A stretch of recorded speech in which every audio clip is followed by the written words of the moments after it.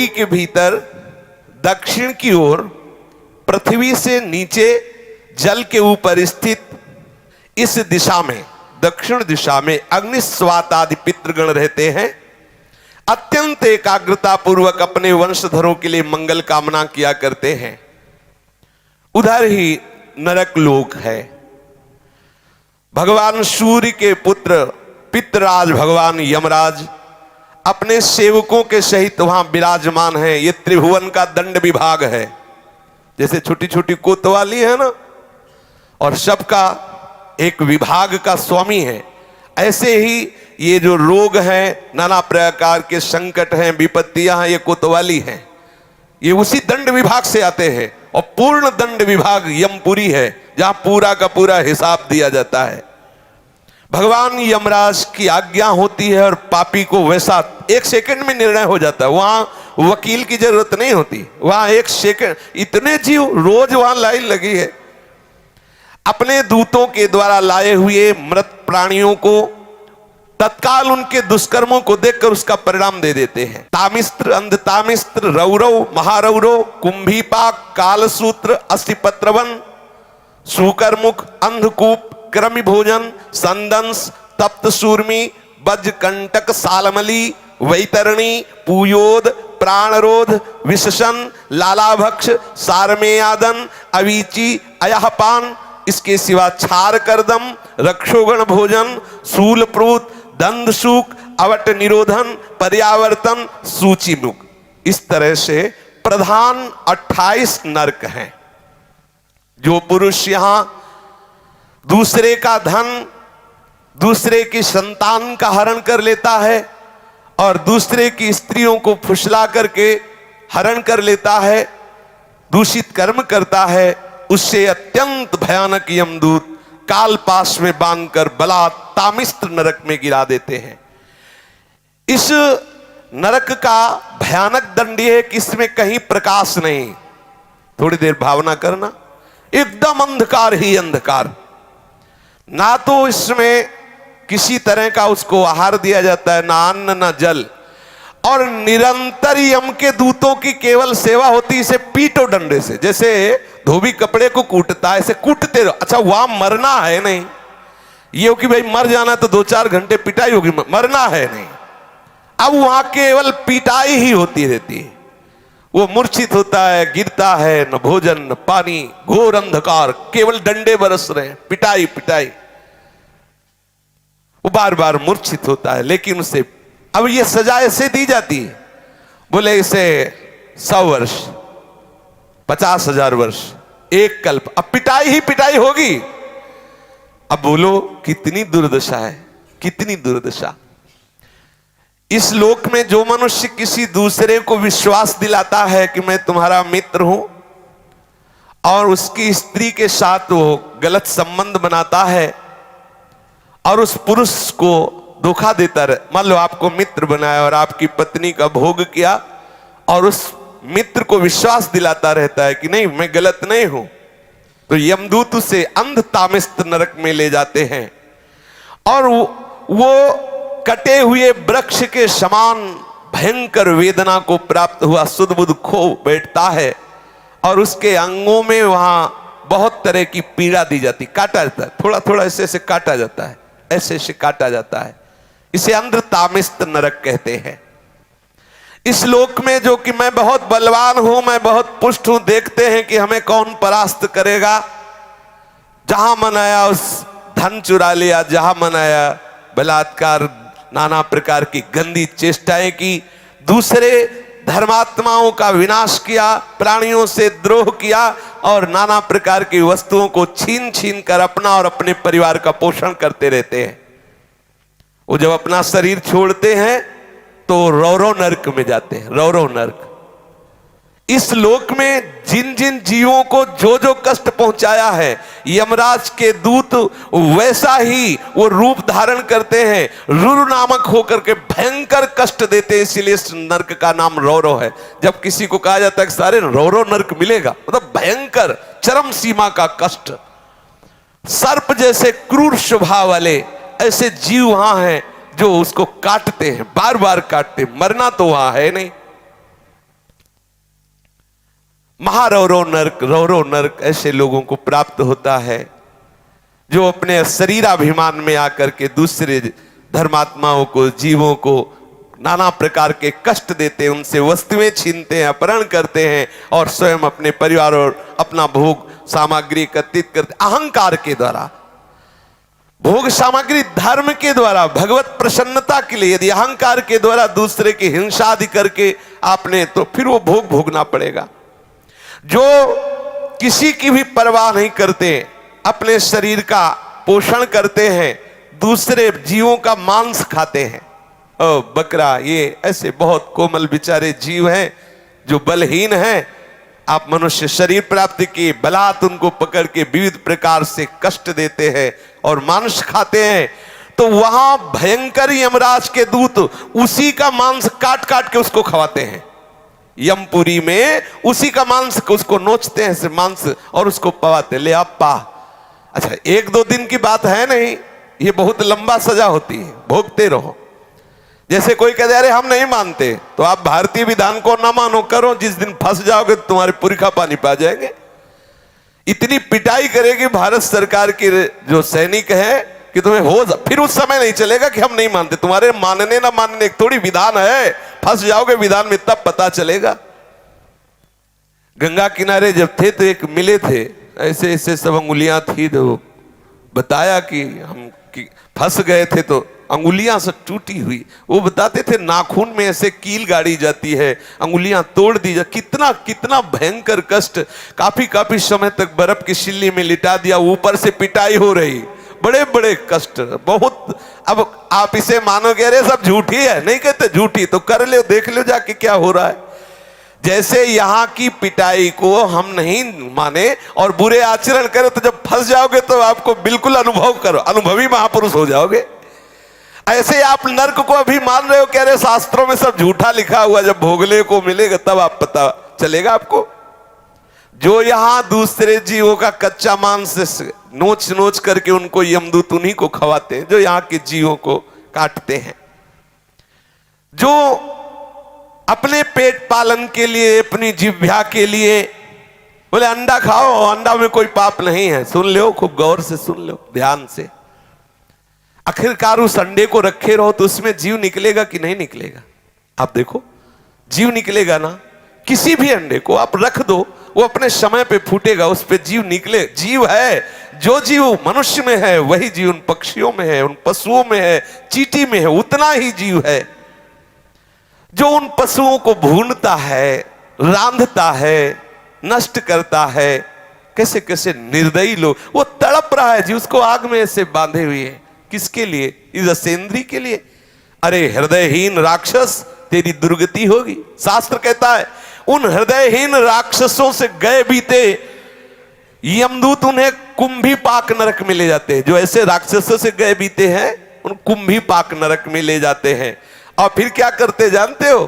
खोलते हुए बड़े बड़े कड़ा है, जैसे पकौड़ी उबाली जाती है, उसमें डाल दिया। अब मरना है नहीं, मरना है नहीं, मरना हो तो चलो 2 मिनट में भुन गए ना, खूब खोलो, खेलो। अब हाँ, उसी में आग में, कढ़ाई में जो तेल पड़ा है, खूब खेलो आनंद से। कितने बोले? 1 कल्प तक। अब जलो उसी में। जो मनुष्य इस लोक में अपनी माता को गालियां देता है, माता को पीटता है, पिता को गालियां देता है, पिता को पीटता है, वैष्णव द्रोह करता है, वेदज्ञ जनों का विरोध करता है, शास्त्रों की निंदा करता है, उस पापी को यमदूत कालसूत्र नरक में ले जाते हैं। 10,000 योजन का घेरा है। 1 योजन का मतलब 4 कोस, 10,000 का मतलब कितना हुआ? 40,000 कोस की भूमि है। और वो तांबे की तरह है और आग से लाल है भूमि, पूरी भूमि लाल है। ऊपर से भयंकर प्रचंड सूर्य का ताप, नीचे से जलती हुई अग्नि, और ये 10,000 योजन का घेरा, वहां उसे छोड़ दिया जाता। दौड़ो, बस दौड़ते रहो। कितने दिन तक?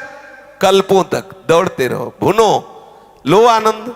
तुम्हें समय दिया गया है। अभी पीछे सत्संग में बोला था कल या परसों कि 70 70 वर्ष, 80 वर्ष, 90 वर्ष जो चाहो कर लो, लेकिन इसका परिणाम तुम्हें भोगना पड़ेगा। ऐसा मत सोचो। आंख मूंद, कबूतर बिल्ली को दे के आंख मूंद लेता है कि अरे कुछ नहीं बिल्ली, तो बिल्ली छोड़ देगी क्या? वो तो एक ही झपटा में उसे खा जाएगी। ऐसे ही तुम आंख मूंद लोगे, अरे सब शास्त्र ऐसे ही है, ऐसे नहीं है। यहां तो ब्याज में मिलता है कैंसर और ये नाना प्रकार की सड़न गलन, ये ब्याज है। मूल तो यमपुरी में भोगो चल के। अब वो बेचारा इतनी लंबी भूमि में भागता रहता है, जलता रहता है, मरना है नहीं। बेचैनी बढ़ जाती है, छटपटाता है, लोटता है, खड़ा होता है, दौड़ता है, चीखता है, पुकारता है, कौन सुने? कितने दिन तक? बोले जितने उसके शरीर में रोम है उतने 1000 वर्ष तक उसमें रखा जाता है उसको, उतने 1000 वर्ष तक। इसको कहते हैं काल सूत्र नरक। जो पुरुष बिना आपत्ति आने पर वैदिक मार्ग का उल्लंघन करके पाखंड पूर्ण धर्मों का आश्रय लेता है, वैदिक मार्ग की अवहेलना करता है, वैदिक सिद्धांतों को गालियां देता है, उसे यमदूत ले जाते हैं कोड़े से मारते हुए। और नरक में 80 पत्रवन नरक है। उसके जो पत्ते हैं वो तलवार जैसे हैं, ऐसे पेड़ के ऊपर फेंक दिया जाता है, टुकड़े टुकड़े हुआ, गिरा, फिर फेंक दिया गया। बस यही लीला चलती है, फेंकते रहो ऐसे। यमदूतों की ड्यूटी तो फेंकते रहो ऐसे। कितनी बार वो बार बार मूर्छित होता है। वो उस समय विचार करता है अपने कुकर्मों को याद करके, हाय मैंने शास्त्र विरुद्ध आचरण की, शास्त्र की निंदा की, अवहेलना की, इसलिए मुझे दुख मिल रहा है।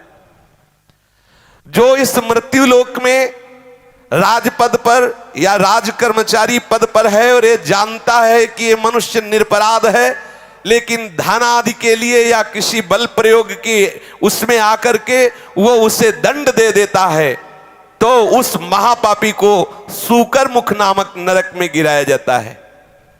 आपको अधिकार मिला है, भगवान ने आपको जगत की सेवा दी है। यदि आप जानते हो कि ये बिल्कुल अपराध रहित है और आप किसी के पैसे देने से या किसी के बल के दबाव में आकर उसे दंड देते हैं, तो आपको नरक की प्राप्ति होगी। महाबली यमदूत उसको ले जाते हैं और क्या करते हैं? पहले उसके ऊपर कूदते हैं, फिर इसके बाद कोल्हू में उसे पेरा जाता है। कोल्हू में, जैसे गन्ना पेरा जाता है ना, ऐसे कोल्हू में पेरा जाता है। जो यहां बड़े पदों में होकर के निरपराध लोगों को सताते हैं, निरपराध लोगों को दंड देते हैं, उनको यमराज के दूत फिर वहां पहले पैरों से कुचलते हैं, फिर कोल्हू में पेरते हैं। जो इस लोक में दूसरे निरपराध प्राणियों को रोते चिल्लाते हुए सुख का अनुभव करता है, खूब दर्द दे, ऐसे बड़े बड़े निर्दयी लोग हैं, यहां दर्द दे और वो समझते बड़ा आनंद। वहां ऐसे यमदूत आनंदित होते, नाचते कूदते यमदूत और उनको कोल्हू में पेरते, खूब दर्द देते हैं। इस लोक में जो खटमल, मच्छर, सर्प, बिच्छू, छिपकली, ये जितने ऐसे जीव हैं, इनको देखते ही मार देते, हिंसा करते हुए अंधकूप नरक में गिरते हैं। भगवान ने इन जीवों के कर्म के अनुसार इनकी रचना की। रक्तपान आदि इनका स्वभाव है, ये नहीं जानते। मच्छर ये नहीं जानता कि हम काट रहे हैं तो इनको दुख होगा, वो नहीं जानता। उसका जैसे हम भोजन पाने के लिए अन्न आदि पाते हैं, ऐसे वो उसका भोजन रक्त भगवान ने निश्चित किया, उड़ा दी। बोले अगर मच्छर नहीं मारेंगे तो नाना प्रकार के बुखार वाले रोग पैदा हो जाएंगे। सच्ची मानिए, जब रोग पैदा होना होता है तो हो ही जाता, रोग पैदा ना हो तो रोग अगर नहीं होना ना, तो आप खुले मच्छरों में बैठे रहो, नहीं का। हाँ, आप अपना बचाव पक्ष कीजिए, मच्छरदानी लगा लीजिए, पहले से ऐसी औषधि आदि कर लीजिए, अपने यहाँ छिड़काव कर लीजिए, लेकिन आप मच्छर को मारें, आप छिपकली को मारें, आप सर्प को मारें, बिच्छू को मारें, ऐसा हमारा शास्त्र अलाउ नहीं करता कि आप मारें, ऐसा नहीं। जो उनका स्वभाव है, उनका स्वभाव बनाया गया है, आप अपना बचाव पक्ष रख लीजिए। अच्छा, बचाव पक्ष में मर जाए, देखो अंदर की बात है, अब पता नहीं कि पीछे क्या काट रहा है, खुद वो ऐसे हाथ किया, वो मर गया, उसका कोई अपराध नहीं। आप जान के कि अच्छा ऐसे मारे कुछ लोगों का स्वभाव होता, मक्खी ऐसे देखते रहते, ऐसे ऐसे भरते रहते, ऐसे। और पूछो से क्या है, वो मजा आ रहा है, लेला मजा।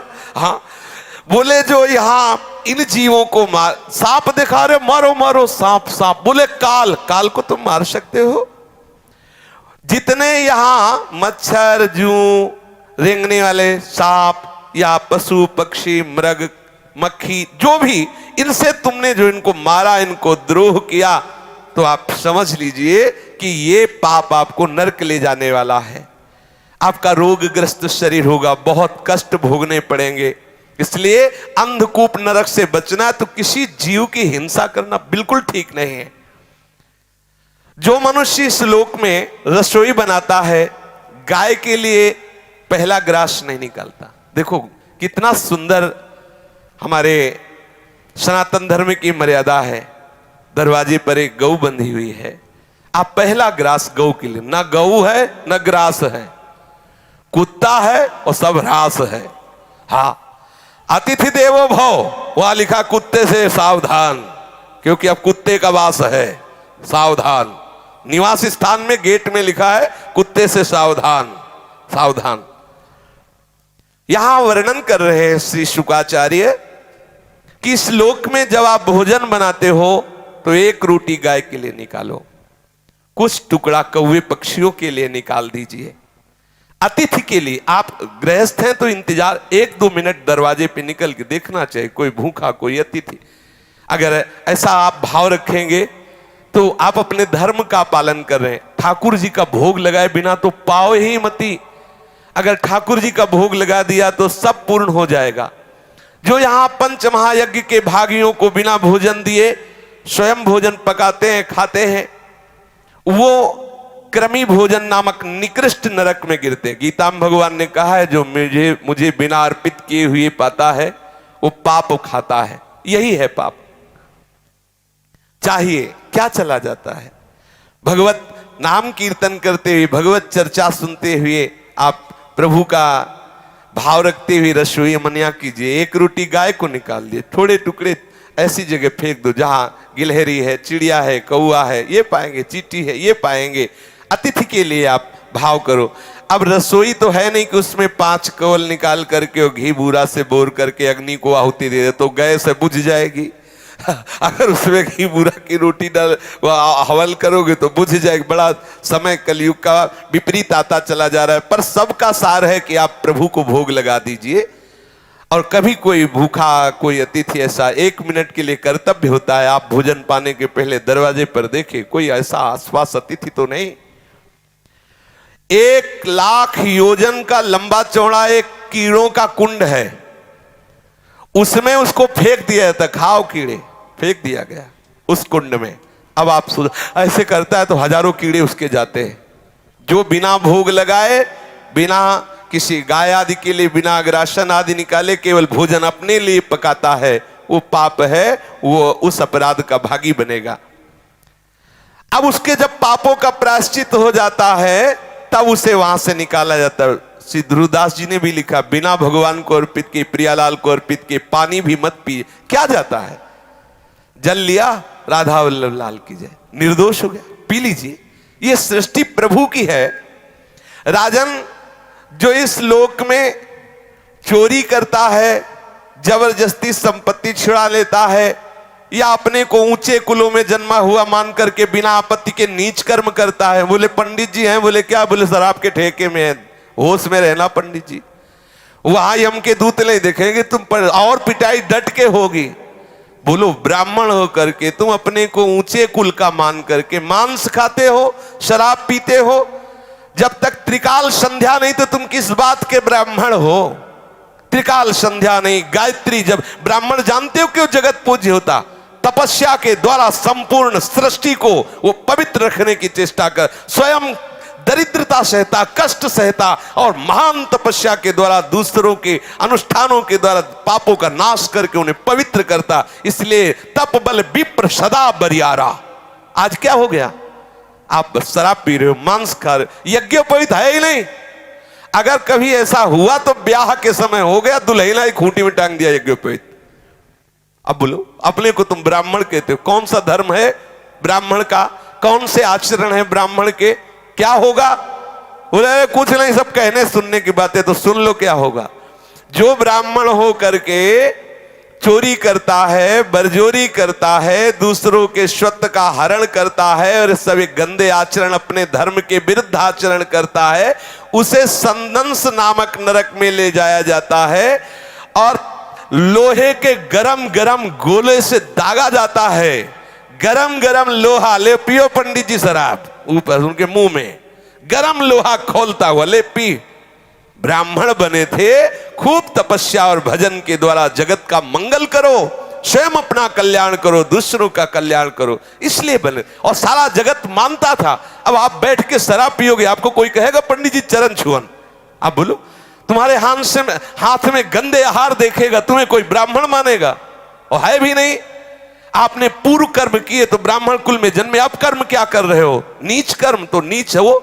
जो नीच कर्म कर रहे हो तो नीच हो। देखो गोस्वामी जी ने लिखा, यदि आप भजन नहीं करते तो आप कोई भी हो, हरि भक्ति विहीन जीवन मुर्दे का जीवन है। जिन हरि भगति हृदय नहीं आनी, जीवित सब समानते प्राणी। कोई भी हो, यदि इस लोक में कोई पुरुष काम से पीड़ित होकर के शास्त्र की मर्यादा का त्याग कर, अरे किसी भी जाति का कोई भी हो, कैसे भी हो, केवल हमें काम भाव की पूर्ति करनी है, अगम्य पुरुष स्त्रियों से व्यभिचार करता है, उसे यम पुरुष तप्त सूर्य नामक नरक में ले जाते हैं। और जो स्त्री ऐसी व्यभिचारिणी होती है तो वहां तपाया हुआ पुरुष लोहे का बना हुआ है, आग, बिल्कुल आग, उसमें उसको आलिंगन करने का दंड दिया जाता है। यमराज के दूत ऐसे पकड़ लिए और उसमें अब 1-2 दिन वर्ष नहीं, बहुत काल तक जलते रहो। जो पुरुष पराई स्त्री के साथ व्यभिचार करता है उसके लिए वैसी स्त्री की रचना होती है, वो आग जैसी तपती होती है, बहुत काल तक उसको उसमें आलिंगन कराया जाता है, जलता रहता है, चीखता रहता है। तपाए हुए लोहे की स्त्री या तपाए हुए लोहे के पुरुष की मूर्ति से उसे बहुत काल तक उसमें आलिंगन कराया जाता है। जो पुरुष इस लोक में कामासक्त होकर पशुओं के साथ व्यभिचार करता है, मरने के बाद उसे यमदूत वज्र कांटक सालमली नरक में गिराते हैं। इसमें वज्र के समान कठोर कांटों वाला सेमर के वृक्ष जैसा है, उसको ऊपर ऐसे फेंकते हो, फिर नीचे घसीटते हैं, पूरे वो कठोर कठोर कांटे हैं वज्र जैसे, पूरा शरीर फट जाता है, मरना तो है नहीं। इस लोक में जो राजपुरुषों के घर में जन्म लेकर या श्रेष्ठ कुलों में जन्म लेकर अपने अभिमान से युक्त हो जाते हैं और धर्म मर्यादा का उच्छेदन करते हैं, तो मर्यादा अतिक्रमण के कारण वो वैतरणी नदी में पटके जाते हैं। जो अपनी मर्यादा शास्त्रों ने स्थापित की है कि आप जहां हो उसी मर्यादा के अनुसार आचरण करो, आप अपनी मर्यादा को खो देते हैं। देखो, ये जीवन मुक्त होने के लिए सिद्धांत बना है, ऐसा आप ना समझे, जीवन मुक्त होने के लिए बना है। हमारी राष्ट्र व्यवस्था में बड़े पद भी हैं तो छोटे पद भी हैं। जितना बड़ा पद अधिकार है उतना ही छोटे, अगर छोटे ना हो तो जहां सुई काम आएगी वहां तलवार काम नहीं आएगी। विश्वास करो, तलवार की भी रचना आवश्यक है तो सुई की भी आवश्यक है। सबकी अपनी अपनी जगह आवश्यकता है। तुम अपने अपने धर्म का पालन करो। यदि आप अपने धर्म का अतिक्रमण करते हैं और यहां आकर मनमानी पापाचरण करते हैं, मनमानी उद्दंडता करते हैं, तो एक नरक है जिसका नाम है वैतरणी। वैतरणी नदी में उसे फेंक दिया जाता है। उसमें क्या बहता है? उसमें मल, मूत्र, पीप, रक्त, केश, नख, हड्डी, चर्बी और पिसा हुआ मांस, मज्जा, ये प्रवाह होता है, उसमें फेंक दिया जाता है। जो धर्म का उल्लंघन करता है, नीच आचरण करता है, पापाचरण करता है और मैं बहुत ऊंचे कुल का हूं ऐसा अभिमान करके, तो उसको फेंक दिया जाता है। और वहां बड़े बड़े जहरीले जीव हैं, वो बार बार मलमूत्र, पीव, रक्त, कैसे ऐसे करता है, उसी को खाता है, उसी में डूबता है और जीव उसको काटते हैं। पाप के कारण वो भयंकर कष्ट पाता है पर उसके प्राण नहीं निकलते, वहां मरना नहीं, वो दुर्गति को भोगता है, बार बार रोता चिल्लाता है, कौन सुने उसकी। जो लोग यहां पवित्रता का त्याग करते हैं, अपने शास्त्र के द्वारा निर्धारित आचरणों का त्याग करते हैं, नियमों का त्याग करते हैं, लज्जा को त्याग करके, तिलांजलि दे करके नाना प्रकार के गंदे आचरण करते हैं, पशुओं के साथ गंदे आचरण करते हैं, उनको ये सब पीव विष्ठा मूत्र कफ आदि से भरे हुए कुंडों में फेंका जाता है। इसे पुयोद नरक कहते हैं। पुयोद वो शाबिनी घृणित वस्तुओं के बीच में बहुत काल तक सड़ता रहता है। यहां जो अपने को उच्च कुल का मानते हैं, कुत्ता पालते हैं, देखो शास्त्र में पहले से लिखा हुआ, देखो कुत्ता द्वारपाल की तरह दरवाजे में है, उसको भोजन दो, उसको रखो। अब वो रसोई में जा रहा, जामन आ रहा, लग शंका कर रहा, तुम्हारा मुंह चाट रहा है, अरे भाई थोड़ी तो मर्यादा रखो। व्यवहार का सब में भगवान है, पक्का है।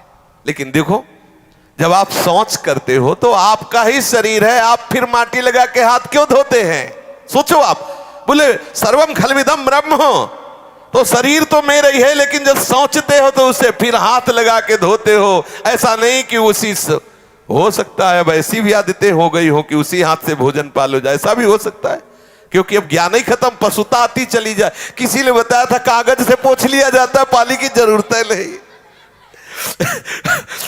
किसी ने, अब हमारे तो समय से अभी तक ऐसा कोई संयोग पड़ा नहीं, लेकिन लोग ऐसा बताते हैं कि अब एक और विधान चला है, कुछ कागज जैसा होता, बोले उसे पोंछ रहे। भगवान कैसी है?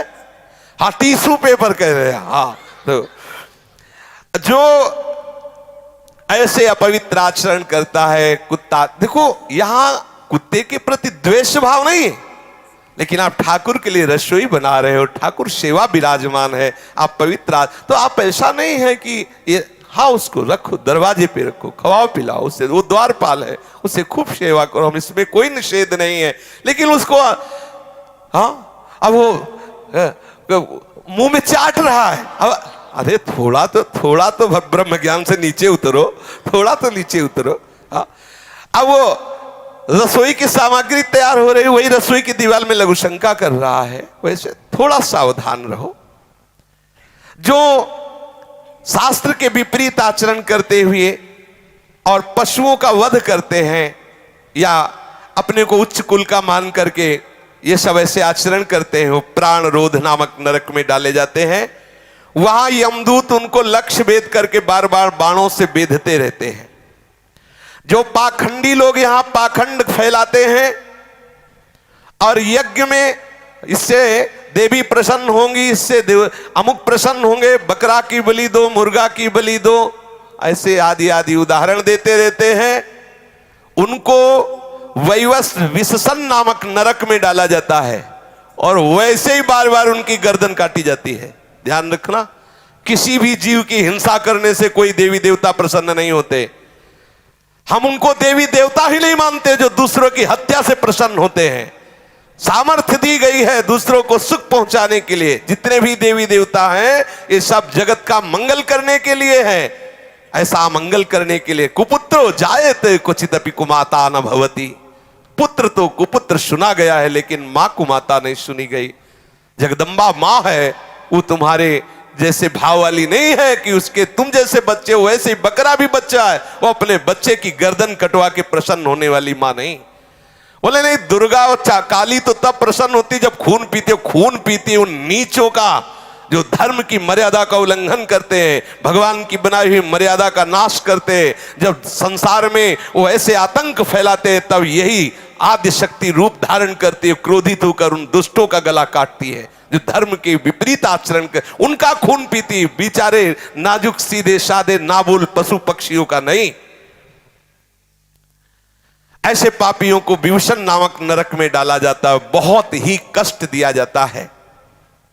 जो कोई चोर या राजा या राजपुरुष, मान लो आप राजा हैं, आपके प्रतिकूल ऐसा भाव आ रहा है और आप नगर में आग लगवा दिए, समर्थ हैं, या आप राज कर्मचारी हैं, बिना अपराधी को किसी को पूरे परिवार को फांसी पे आदि आदि आदि दंड, किसी को विष दिला दिया, या गांव के गांव लुटवा लिए, या व्यापारियों के दलों को लूट लिया, या आदि आदि।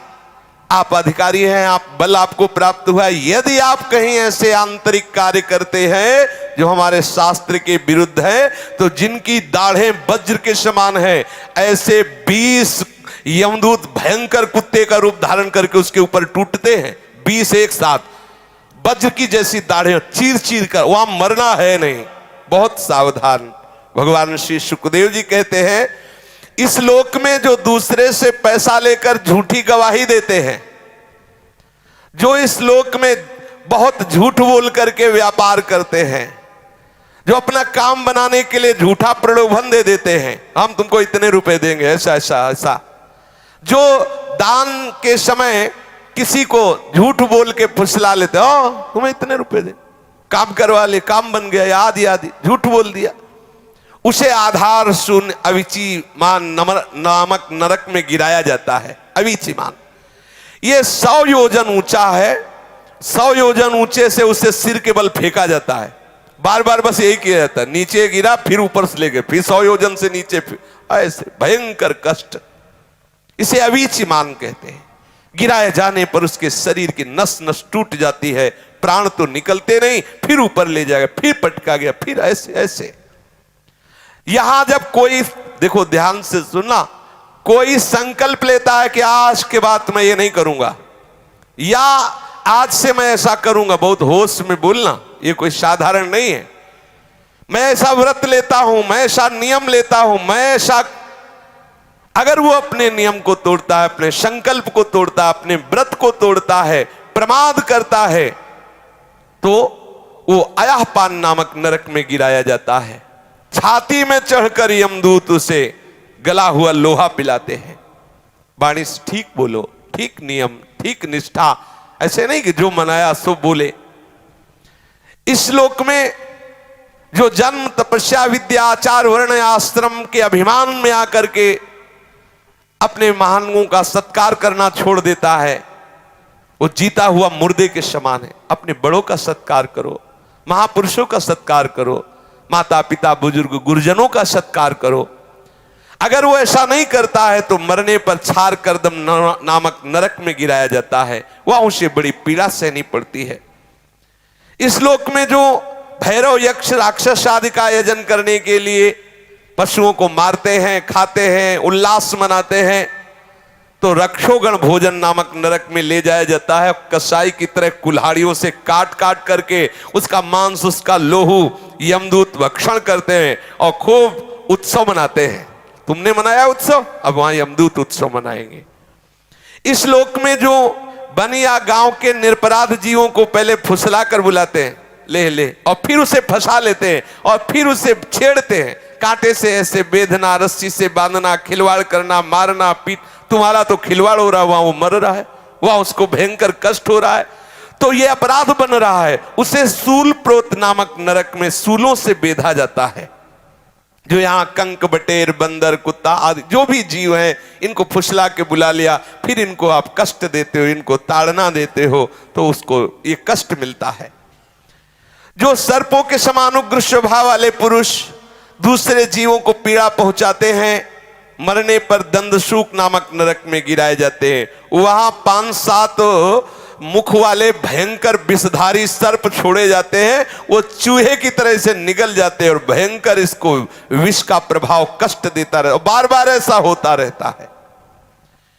यहां जो लोग किसी का अपहरण करके ले जाते हैं, बच्चों का अपहरण कर लिया, स्त्रियों का अपहरण कर लिया, या धनी मानी किसी का भी अपहरण कर लिया, उनको अंधेरे में रखा, खंतियों में, गुफाओं में, कोठों में रखा, तो परलोक में यमदूत ऐसे स्थान में उनको ले जाके रखते हैं जहां विषैली गैस होती, धुएं से घोटते हैं। इस नरक को अवट निरोधन कहते हैं। जो गृहस्थ अपने घर में आए हुए अतिथि, अभ्यागत, साधु, वैष्णव की तरफ कुटिल दृष्टि से देखता है, मानो भस्म कर देगा। बोले राधे श्याम, ऐसे गुस्सा से देखते, कहां से आ गया, और गुस्सा से मानो भस्म कर देंगे। ऐसा नहीं, 3 बातें तो सबको करनी चाहिए। राधे श्याम अर्थात मृदु भाषण, फिर आसन और जल, इसमें किसी का पैसा नहीं लगता। कोई भी वैष्णव, कोई भी अतिथि आपके दरवाजे आया है, राधे राधे, आइए बैठिए, जल पीजिए, नहीं नहीं हमें भोजन चाहिए, हमें वस्त्र चाहिए, हमें रुपया चाहिए। अगर आप नहीं दे सकते हैं तो राधे श्याम जाइए आप। ऐसा आप अपने दरवाजे में खड़े हो जाइए, कोई अतिथि आया, मृदु भाषण, हमारी सामर्थ्य नहीं कि मैं आपको दे सकूं, हो गया। जरूरी नहीं कि आप दे ही, लेकिन आप मृदु भाषण बोल सकते हैं। आप गाली देकर, आप क्रोध दृष्टि से उसका अपमान करते हैं, वो आपके द्वारे अतिथि आया है, भिक्षुक आया है, ये आपका भयंकर अपराध बन गया। अतिथि का अनादर करना कहीं भी शास्त्र में नहीं लिखा। आपके दरवाजे आया है, आप मृदु भाषण तो कर ही सकते हैं ना। आप ऐसे तो कर ही सकते हैं कि हमारी सामर्थ्य नहीं, मैं आपको दूं। बस मृदु भाषण बोल दीजिए, आप उसको गाली मत दीजिए, आप उसका अपमान मत कीजिए, आप ऐसी दृष्टि से मत देखिए। अगर आप ऐसा करते हैं मानो उसे भस्म कर देंगे, तो जब उसका शरीर छूटता है तो उस पाप दृष्टि के कारण गिद्ध, कंक, काक और बटेर जैसी वज्र की कठोर चोंच वाले पक्षी नरक में छोड़े जाते हैं और वो उसको नोचते हैं। इस नरक को पर्यावर्तन कहते हैं। इस लोक में जो व्यक्ति अपने को बड़ा धनवान समझता है, अभिमानवश दूसरे को नीच समझकर उनका अपमान करता रहता है और धन के व्यय और नाश की चिंता में ही रहता है, तनिक चैन नहीं मानता। बस धन, अधिक से अधिक धन बढ़े, चाहे किसी की हिंसा करानी पड़े, चाहे जो भी, जैसे भी, व्यभिचार से आवे, जैसे भी आवे, वो तरह तरह के पाप करते हुए जो धन एकत्रित करने में ही बुद्धि लगाए रहता है, वो नराधम मरने पर सूची मुख नरक में गिरता है। उस अर्थ पिशाच पापात्मा के सारे अंगों को भगवान यमराज के दूत बड़ी बड़ी सुइयों के ऐसे सीते हैं, पूरे शरीर को सीते हैं बार बार सुइयों से, ऐसे जैसे कोई कपड़ा सिया जाता है, ऐसे उसमें यही सेवा है उनकी, सीते रहो इसको। ओहो कितना कष्ट। इस प्रकार से सैकड़ों हजारों नरक हैं। कोई ये संशय ना करे कि ये सब लिखी पढ़ी बातें हैं, ऐसा नहीं। अधर्म परायण जीव को निश्चित भोगना पड़ता है। अवश्य में भोक्तव्यम कृतम कर्म शुभाशुभम। बारी बारी से वो नरकों में जाता है और भयंकर कष्ट भोगता है। इसी प्रकार जो धर्मात्मा होता है, पुण्य करता है, वो स्वर्गों में जाता है और विविध प्रकार के स्वर्ग सुख भोगता है। नरक और स्वर्ग के जब भोग भोगे, पाप और पुण्य क्षय हुआ, तो कुछ पाप और कुछ पुण्य लेकर इस मृत्यु लोक में जन्म लेता है। कहीं उत्तम या अधम गतियां उसकी यहां दिखाई देती है। वो धनी है, वो निर्धन है, वो स्वस्थ है, वो रोगी है, ये सब पाप और पुण्य के कर्म परिपाक से है। आप सोचते हैं कि हमें भजन करने की क्या जरूरत है, सत्संग सुनने की क्या जरूरत है, नियम संयम धारण करने की क्या जरूरत है? इसलिए जरूरत है कि तुम्हारी ऐसी दुर्गति ना हो। तुम समझते केवल पशुओं की तरह कमा लो, खा लो, मनमानी आचरण कर लो, कोई देखता तो है नहीं। भूल मत करो। बड़े बड़े महापुरुषों ने जो निश्चय किया है, ये उनके अनुभव के विषय है। साक्षात भगवत स्वरूप भगवान व्यासदेव जी, श्री सुखदेव जी, ये साक्षात भगवान हैं, ये वर्णन कर रहे हैं। ऐसा है, इसलिए डरते रहो, कोई अपराध न बने और निरंतर भजन में रहो। शेष चर्चा आगे। श्री राधा वल्लभ लाल की।